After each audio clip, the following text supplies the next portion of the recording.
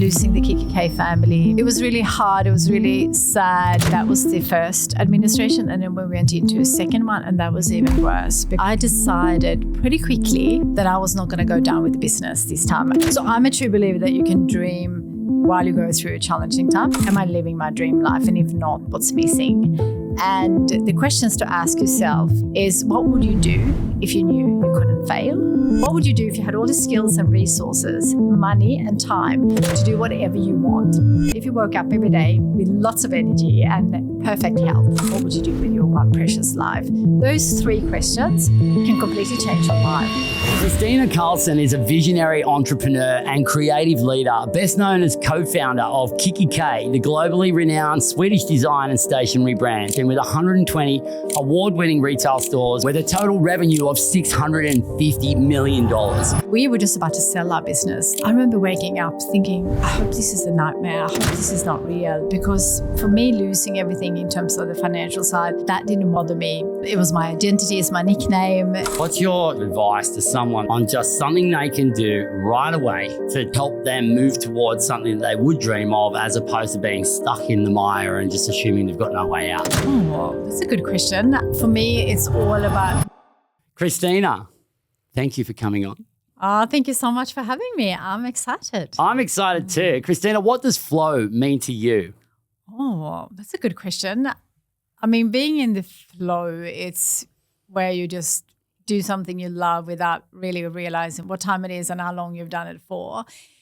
And that can happen when you are in a really good space, but it can also happen when you are in a challenging times. So it's not like you have to have the perfect life to be in flow, because I think sometimes flow sounds like you have to have the perfect life. But saying that, when you live your dream life, whatever that is for each individual who are listening today, to be in the flow, it's so much easier when you know what your dreams are, what you know what your purpose is, what you know what your passions are, and your values. And if you align all those, it's so much easier, in my opinion, to be in the flow. Wow, there's so much in that alone. I'm like, there's probably 8 or 9 like sort of off-ramps I could take from this freeway right now. We'll get a couple of them in, no doubt. I like it how you said that your life doesn't need to be like perfectly in order or words to those effect in order to experience flow, and that there can be a level of challenge there. Yeah. Why do you believe that? Oh, because that's life. I'm all about inspiring people to live their dream life. But a dream life is not a perfect life. A dream life has as much challenges as any other life, but it's more about just getting closer to what you love doing. And when we have a challenge, there is a lot of growth happening. So when we are just really doing well and it's all success, that's amazing feeling.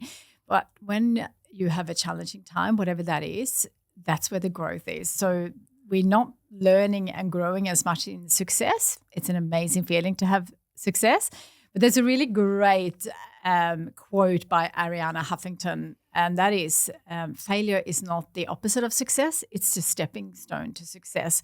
And I think that's a really good quote to kind of start this conversation, because I'm sure we're going to talk a lot about the challenges, because I had a few, and failures, whatever people identify as failures. My view of failures is actually, it's not failure until you completely give up. And I will never give up until, the end of my day.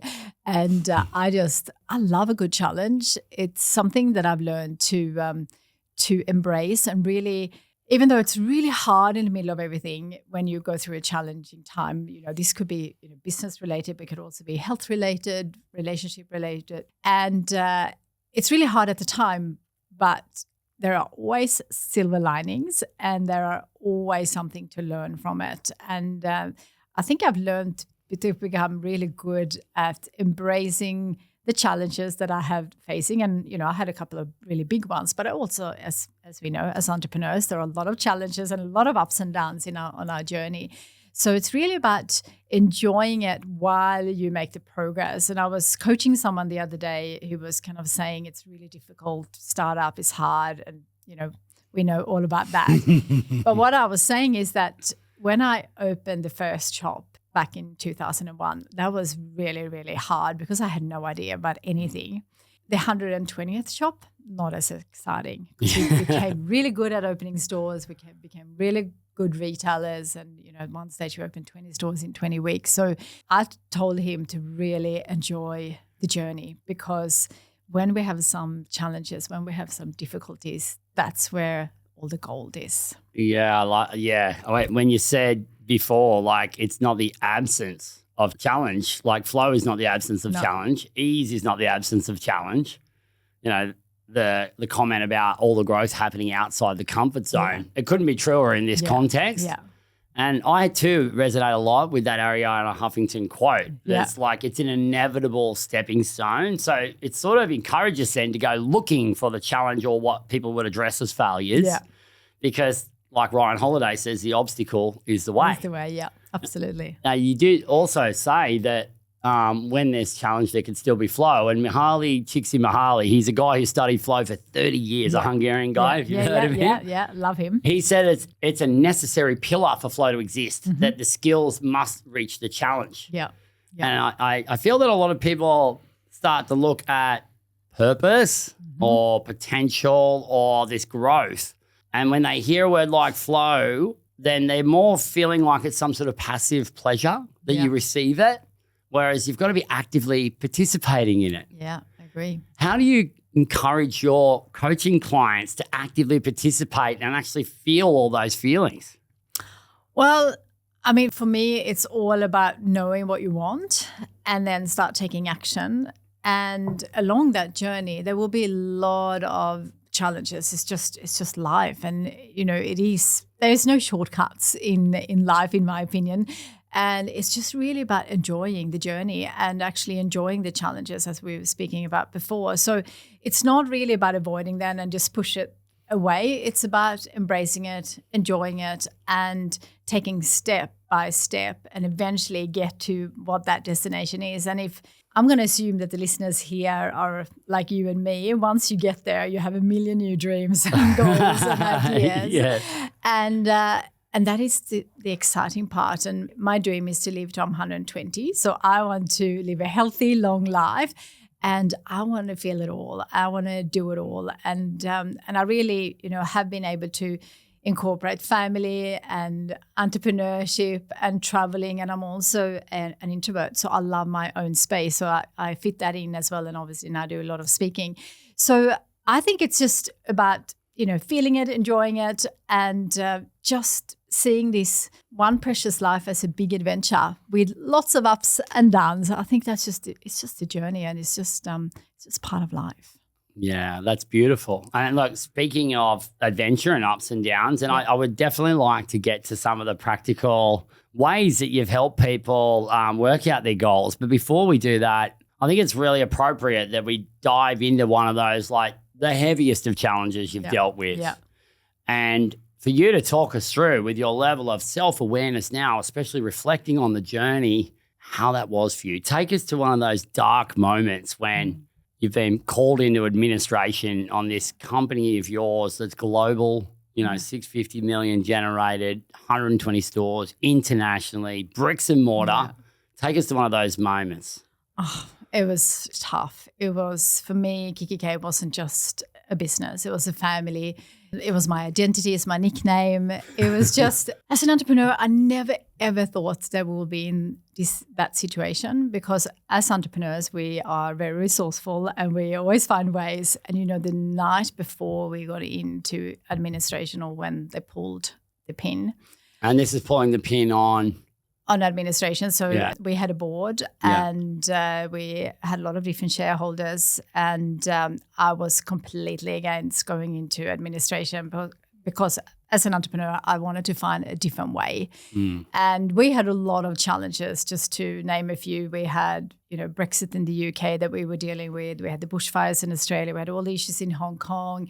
Retail is tough as it is. And COVID were just happening. And we were just about to sell our business, just to give you a bit of a context. So we were just about to sell the business to a Chinese manufacturer, but me and Paul were going to continue on. And it was really exciting plans, because we were going to get amazing support with a manufacturer, which is always difficult. You become vertically integrated instead of having to go and source all the time and being responsible for someone else's kind of decisions or inefficiencies. Yeah, exactly. So that was really exciting. First, I didn't even want to talk to them because I was like, kikki.K is going to be my life and I'm not willing to sell. But because they had so much to offer and they wanted to open thousands of stores in China and we were going to continue with the rest of the world, it was kind of a really good combination. And at that stage, Paul left as a CEO. He didn't want to be a CEO anymore. And I didn't want to run the business. I wanted just to do what I was good at, and that was to create products and, create content, etc. So it was a good outcome, and we were ready to do that, and we signed the term sheet, and it was all, all the due diligence, all the boring stuff as an entrepreneur. I was waiting to get that done, and I was in Germany at the time, and one of the employees in the Chinese team, she said to me, "I'm really worried about this virus," and I've been around for a long time now, and I've seen a few viruses, and I was like, it's just another little obstacle along the way. And I'm an optimistic person. I'm also a healthy person. So I said, hey, let's just go and get some multivitamins and let's get on with this deal. And that was COVID. And because of that, to make a very long story short, they pulled their deal, which meant that the private equity who was controlling us at the time, who were waiting for that check and was ready to do different things, they decided to not put more investment in, which we needed at that time because we were investing for the future, and we were also in a very challenging position with all the things that were happening around the world. So it was kind of the perfect storm. Just to put some context, and the day before, I was up all night trying to find a way with Paul, and I was exhausted, and I just thought, I'm not going to give up. And I've been in that situation many times in terms of not giving up and getting really close to something like that, but never given up and always found a way. And this was just it was too big, it was too hard, it was too many factors playing at the same time. COVID wasn't just, for us, our business was such a challenge for so many people, with people who were sick and couldn't get to people, and, we were having to close most of our doors. It was just a really hard time. So the day where we were about to announce it, when we kind of said, hey, there's nothing else to go, it's going to go. It's, the administrators coming out today made me feel sick. So the day before that, the chairman, who's an amazing guy, Richard Forbes, he said, I'm going to get someone in to help you with media. And I said to him, no, I don't want that. And it wasn't that I didn't want their advice. I just didn't want to go ahead with it. I just couldn't even discuss it. And it was just so awful. And I remember sitting with this guy who was an amazing guy who's dealt with lots of things like in media before. And it just really hit me sitting there. And then I was, because it was the bushfires, it had just been the bushfires in Australia, we couldn't really give a lot of money during this time because there was so much going on. So one of the things to help people was to auction my time as a coach. So someone bought my time, so I gave that time for free, and the money that she gave me, I gave towards the bushfires. And after this, after the media meeting, I was absolutely exhausted, and I cried for an hour with this guy. And then Paul came and he said, hey, I think you should just cancel that coaching session. And I said, no, I'm just going to walk around the block and I'm just going to do what I always do, which is like get myself together and go in there. And I did. And I'm not sure if she actually, I think she knows what happens obviously after that, but it was such a realization. And then I went home, and then the day after I was up all night to try to find a final solution. And then I remember calling Paul, just crying, because I just didn't want to go in. I just didn't want to face the team. I felt like we tried so hard to keep this together, and it was so sad. It was just the most awful thing. So I'm calling Paul, and it's funny now in hindsight that he's always been a person who captured all the moments, like the good stuff and the bad on camera. Yeah. And during this time, I never wanted to be on camera because it was just really difficult. I don't really want to be on camera in good times, let alone in a really difficult. And I called him and he filmed this in the car. And then he made this clip where on the day where we're telling the team, the administrator comes in, all the media clips and everything. And he said to me, you should actually show this when you do your keynote speaking. I'm like, there's no way I'm going to do that. But now when I'm in such a good space, I do actually show that. And that's what people now remember from the keynotes, because it's such a vulnerable position to be in this and to see a lot of our success and then see a complete, shift. So that was a really, really difficult moment. But it was also a couple of other really difficult moments. And that was after that was all done. I remember waking up thinking, I hope this is a nightmare. I hope this is not real, because for me, losing everything in terms of the financial side, that didn't bother me as much because I'm an entrepreneur. I can do it again. But it was that identity that I had attached to kikki.K, my nickname. And the most importantly, I just wanted to do what I love doing. That's been driving my decisions all along. I love what I get to do every day. I'm so privileged to have the opportunity to inspire people, to create beautiful products that helps people, and playing shop. And it was just so fun, and I loved it. Of course, there were days where I didn't enjoy it as much, and there was a lot of challenges that was hard. But that was the hardest. And there was a day I remember waking up thinking, surely this is not true. Surely this is just a bad nightmare. And then it just got me, and I just didn't want to get out of bed, and I just didn't want to face the reality, and I did not want to see what was said in the media. I remember my girlfriend said to me, hey, I've got a farm out, which of course I knew, but she said, if you want to go and stay with my farm, if media is going to follow you. And I'm like, surely not. I never had anything like that. And media was very kind to us, so that was not a problem. But just to even imagine that, I was just like, oh, I can't even imagine that. So it was really hard. It was really sad. It was losing the kikki.K family. And that was the first administration. And then we went into a second one, and that was even worse, because the second administrator was the most awful people I've ever met. And I never met them in person, and I hope I never, ever bump into them. It was all done over Zoom. They were just awful people. And I remember calling him on a Saturday, and I said to him, surely, I'm sure you're used to dealing with stuff like this every day, so it's kind of numbs you after a while, no doubt. But I said, I'm sure you understand how hard this is. Don't make it worse. They were just really against me and Paul the whole way, trying to turn. They were obviously acting for the majority of the shareholders, which are based in the US. And it was just the most awful thing I've ever experienced. It sounds like a whole period of awful rather than a single moment. Yeah. We talked about the first moment when this reality's coming. Yeah.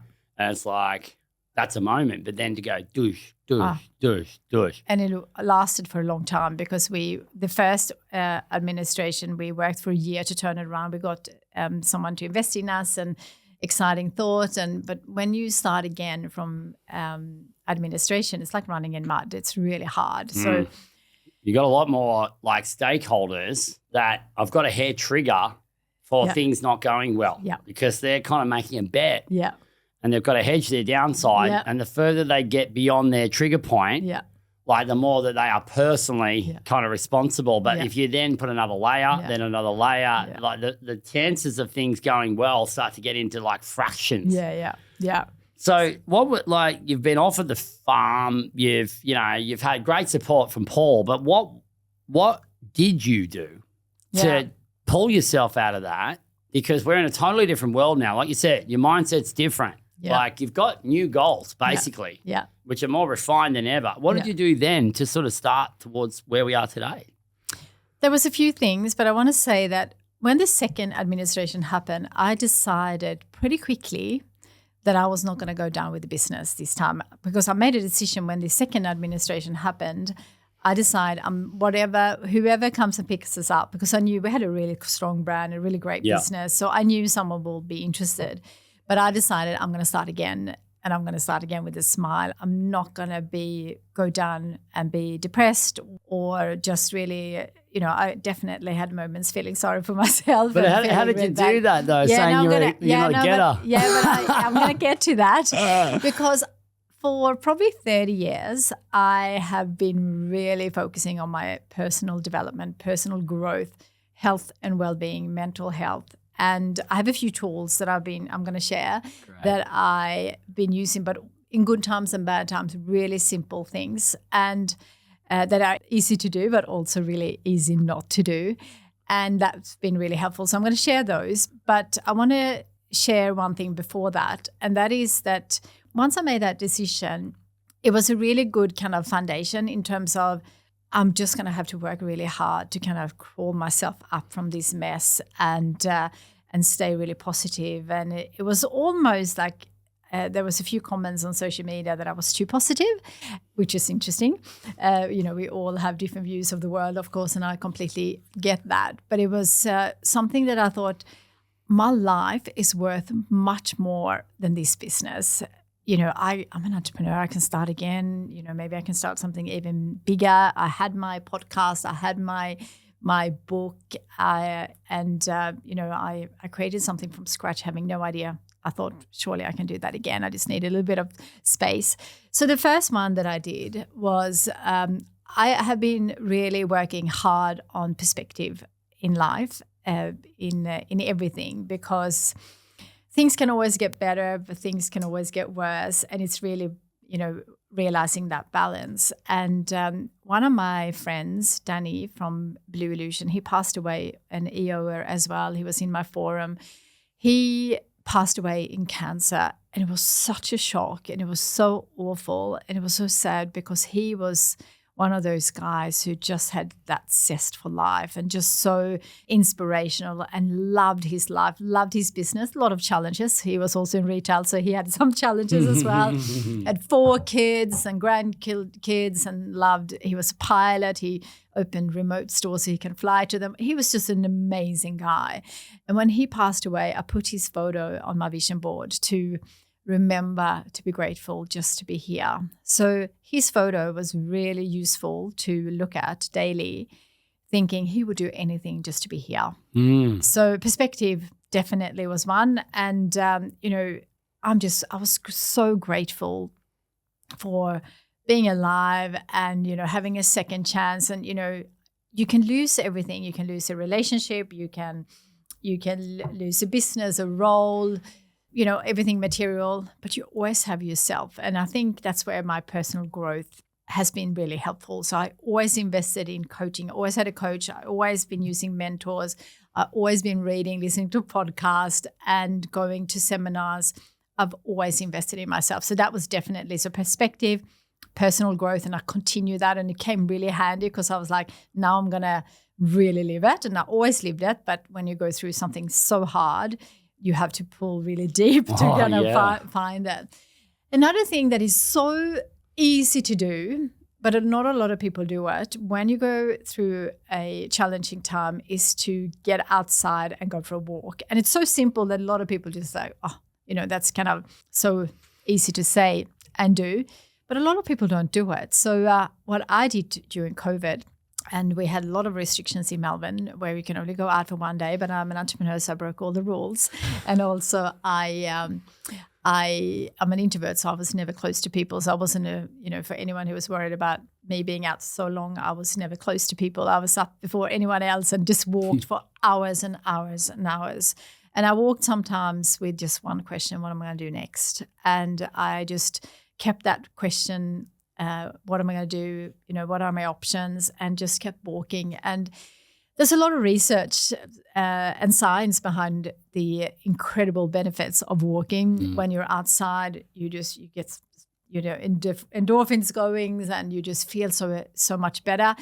There were days where I didn't actually feel better, but I never felt worse. Most of the days when I walked for hours, and we're talking, 30, 40, sometimes 50,000 steps, I just walked and walked and walked because it was so helpful for me. Because when you move and you have the fresh air, you just feel part of something that is much bigger than you.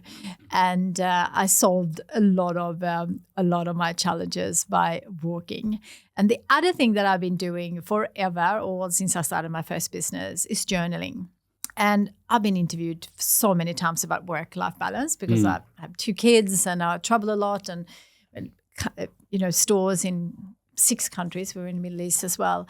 And I always got asked, how do you manage it all? And I never had a burnout. And I always say, hey, it's my journaling that really keeps me sane. And when there's a journalist, they always say, hey, come to the real stuff. I know you sell journals, so that's why you're talking about it. And I'm like, no, the reason for selling journals is because they are so helpful. And I do a journaling practice every morning. And when I say every morning, I'm human like everyone else, but this was extra helpful when I was going through a really challenging time. I basically get up in the morning and I empty my head and I just write whatever comes to mind, 3 pages. It's based on a book called The Artist's Way by Julia Cameron. But you don't have to read the whole book because the book is about creativity. But what I really got out of that book is the 3 pages. Just empty your head, and it was so useful. It's been useful in all the ups and downs, but also in the good times, because you can express all the gratitude and all the amazing things that are happening. And when I do that, I actually never save it. I cannot throw those 3 pages away, but I always have a proper journal next to it where I capture my insights and my thoughts and ideas. I never have ideas sitting in front of a desk. It was always by journaling or going for a walk or meditating or traveling. It was never really just sitting, just like, here, I'm going to come up with 25 new products. It was always like, I actually need this, or I'm going to solve this problem.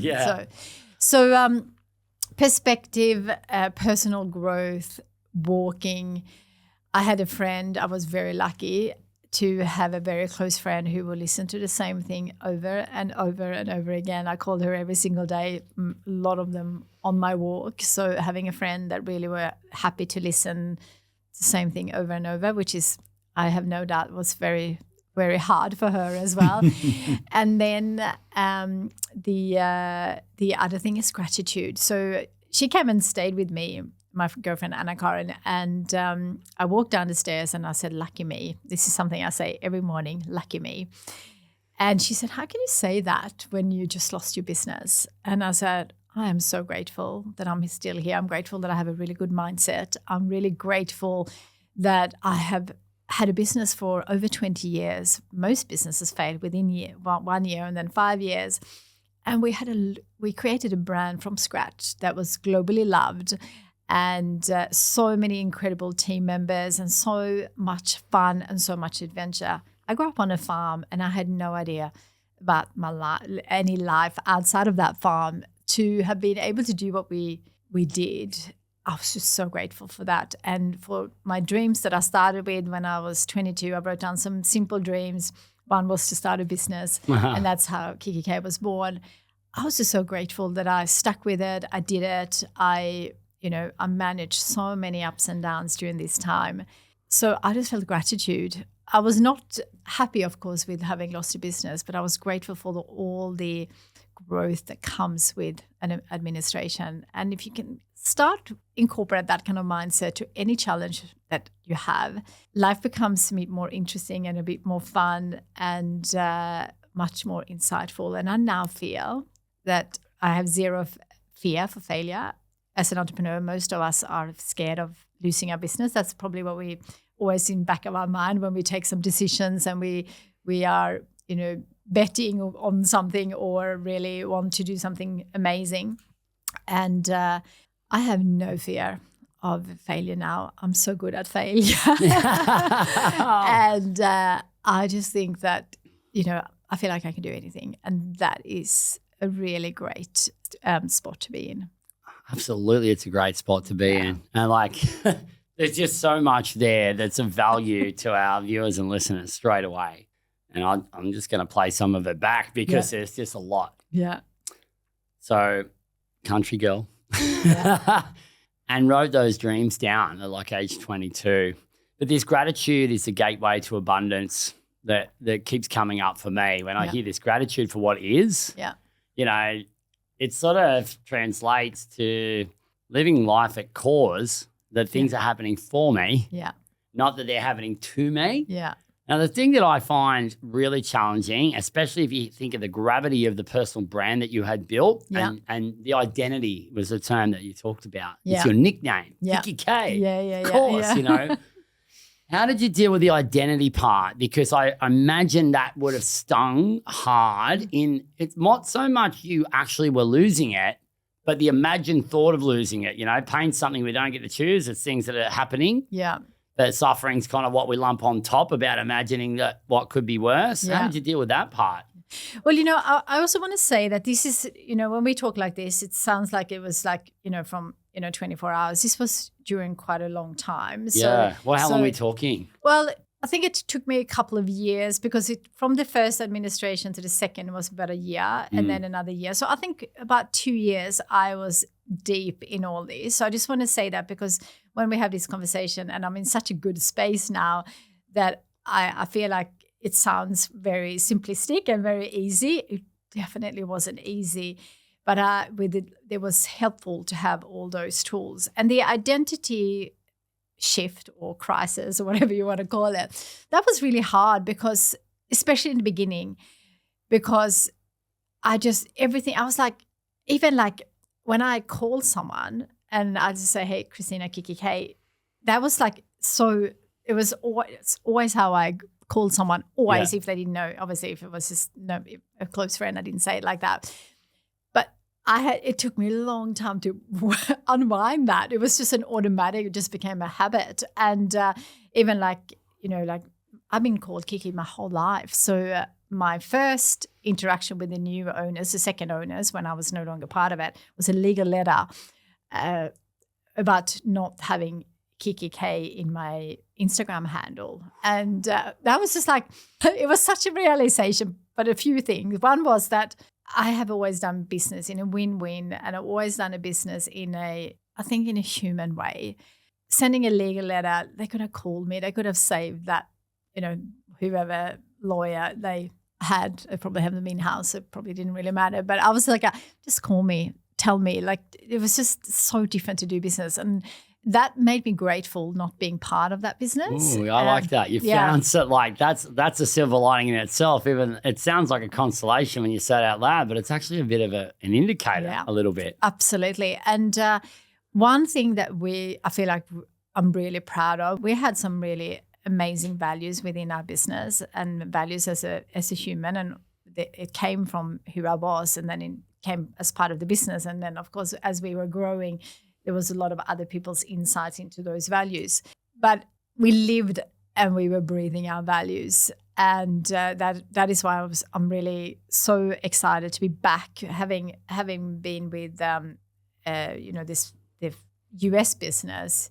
Our values and our purpose would have shifted because they were not living that. And so I'm so grateful that kind of is not part of my life anymore. And now I live and breathe that within my new business. And that's really important to me because, as I said earlier, for me, it's not just a business. For me, it's life. Like a lot of people talk about your personal life and your business life, and I get that. But for me, what I do in my free time, which is reading and learning and walking and, going on retreats, and these are all things that I do in my business. Every time I've solved something for myself, I'm like, it's a journal in that. There's a podcast in that. There's a course in that.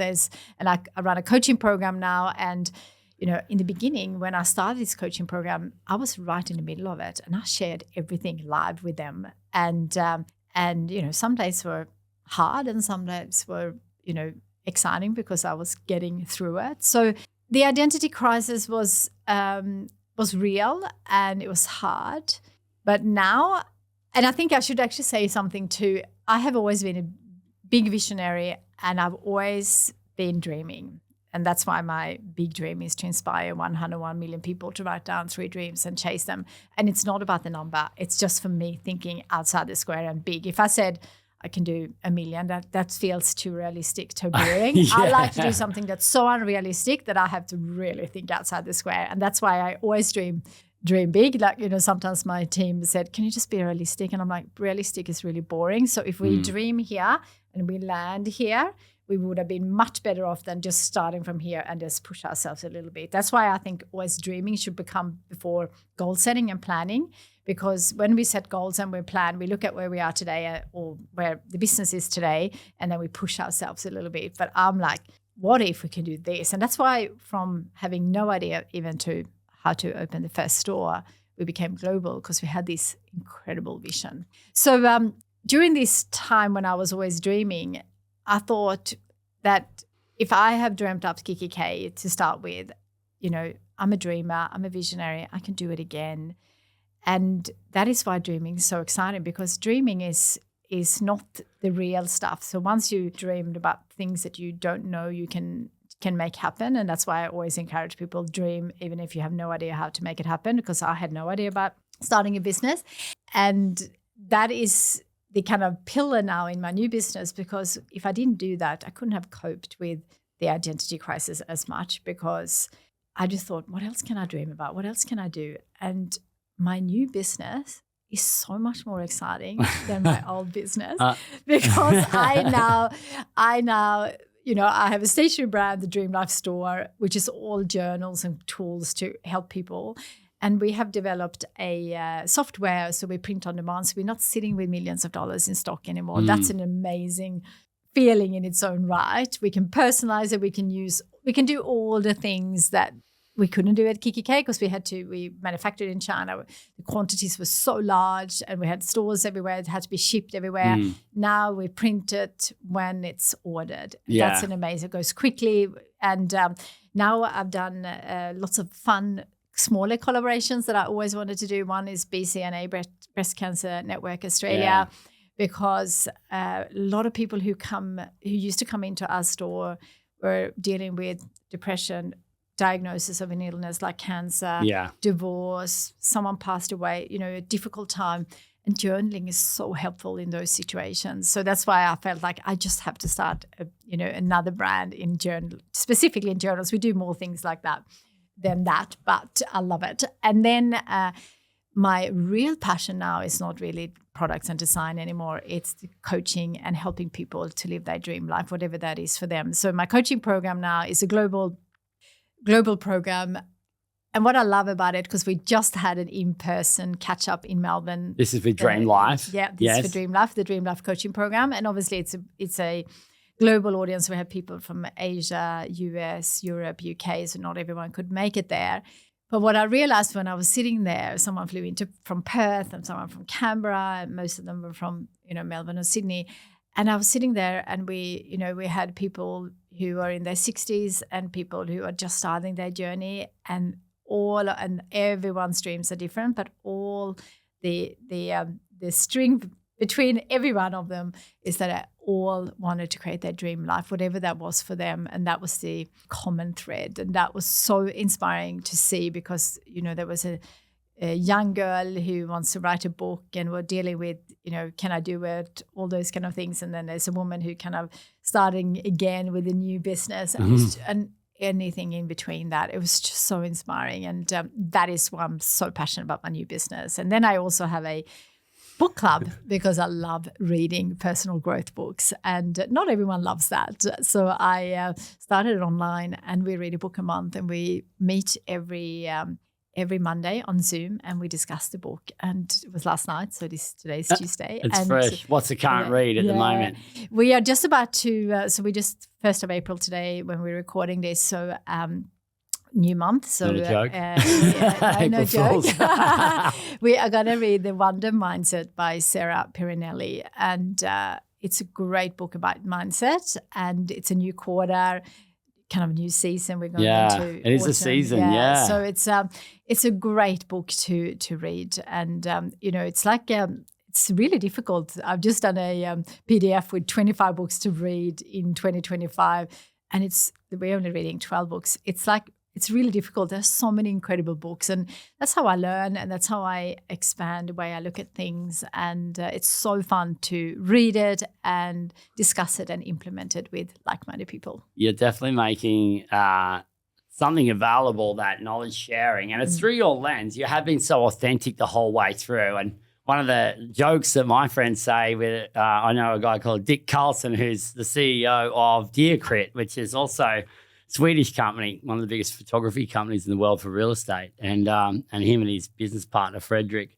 And we were having a joke, a couple of our peers, about things about Swedish people that are kind of consistency Yeah. and efficiency. Yeah. And we were talking about how in Sweden, like instead of saying I love you, you say I consistent you or I efficiency you. And it's just a bit of a joke around things that hold true, that common thread. Yeah. You've talked about, and we're going to have to wrap up soon because there's so much in what this message you've got and what you're doing next and how you're bringing this to the world. The journaling thing, I've got to speak about it personally. Like when I got into neuro-linguistic programming many years ago as a student, one of the first things I learned about was mind mapping. Yeah. And blank piece of paper, dreams on one end, that things like Simon Sinek talks about of the just cause that you may not achieve in your lifetime. Yeah. And then there was like accomplishments, which are kind of things I can imagine doing, but it kind of gears your mind towards it. By starting dreaming first, it actually expands it to like, well, where's the ultimate and how do I reverse engineer it back there? And talking about those inevitable stepping stones on the way to success, they kind of have to have occurred if you go in reverse instead. Absolutely. And I've brought it back into my life recently. For a while there, I was into like iPad because I can carry it everywhere and dot. But I love that feeling of a pen dragging on paper, and I do the dump in the morning. I dump it, and then I do a more formal version. And I used to think that it was like, oh, why am I doing this over and over again? But then I look back at the ones that I did keep, the more refined version. True. And it's like we actually do have the power to bring our dreams into real life, and I think that's where dream life comes from. Yeah. So I want to just, I suppose, from here, because, again, like I said, we've just had so much value in here.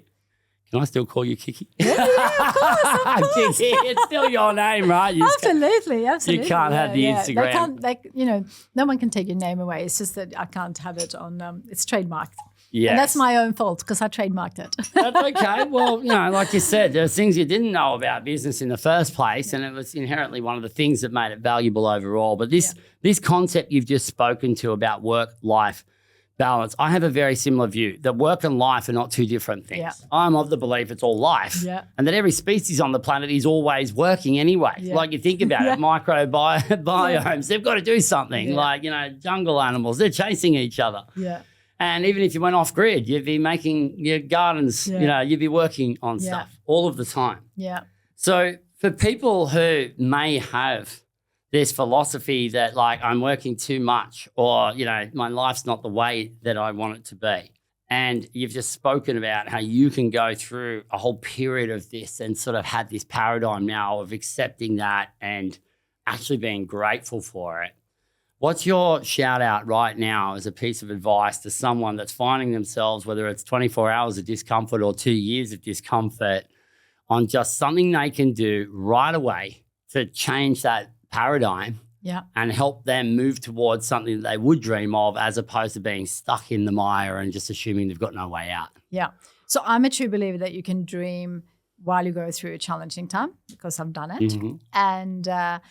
And the questions for our listeners to ask themselves, this is just not if you go through a challenging time, it's also if you go through, really quite happy time, is to really always think about, am I living my dream life? And if not, what's missing? And the questions to ask yourself that really helps you get some things out is, what would you do if you knew you couldn't fail? Because so many of us are scared of failing. So, that in terms could mean lots of different things, not just losing a business, could mean worry about what other people think, not knowing if you can do it, self-criticism, doubt, fear, all that. So what would you do if you knew you couldn't fail? What comes to mind? So for me, podcast came to mind, and I was like, I'm really scared of doing my own podcast, not being interviewed like this, but actually doing reverse because I English is my second language. I was like, no way. But then I thought, if I couldn't fail, that's what I would do. Yeah. And my first 50 episode was so scary. Now I love it. I've done 350 episodes now. Wow. That's like, that's so it's just, so it's amazing what you can do if you ask yourself, what would you do if you knew you couldn't fail? And what would you do if you had all the skills and resources, money and time to do whatever you want? Because most of us don't have all the money we need, all the time, all the skills, all the resources to do whatever we want. But what if we did have that? What would you actually do with that? And what would that mean for your business and your life, or your role or career, or whatever that is for you? And then the last one, which I know is not the case for everyone, but if you woke up every day with lots of energy and perfect health, even if it's not the case right now, what if you did that? What would you do with your one precious life? Those 3 questions can completely change your life, the way you look at life, because when you start answering those and you come up with some things, you'll feel scared, you'll feel out of your comfort zone. You'll be worried about what other people think, especially if you're coming from, doing something here and you want to do something quite the opposite. It will feel really daunting. But that's where the gold is. And that's what's so exciting. And for me, like I want to get so my dream is to live to 120. So I want to get to the end of my life.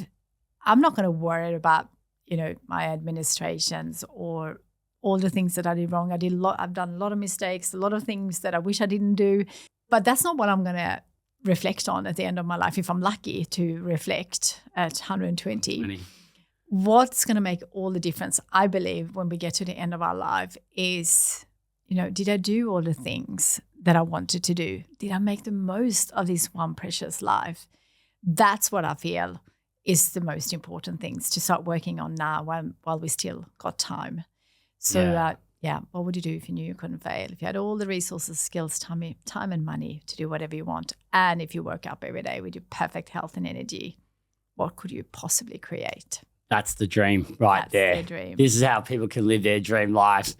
Kikki, Kristina, thank you so much for what you've provided here to me and to our listeners and viewers. I just know that this is going to transcend time. I know people are already changing as a result of this message. And I'm just so grateful to be here with you in person in Sydney in your now new home after meeting you once in Melbourne. This journey is amazing. It still continues. Let's go and help some more dreams come true. Amazing. Thank you so much for having me. Thank you.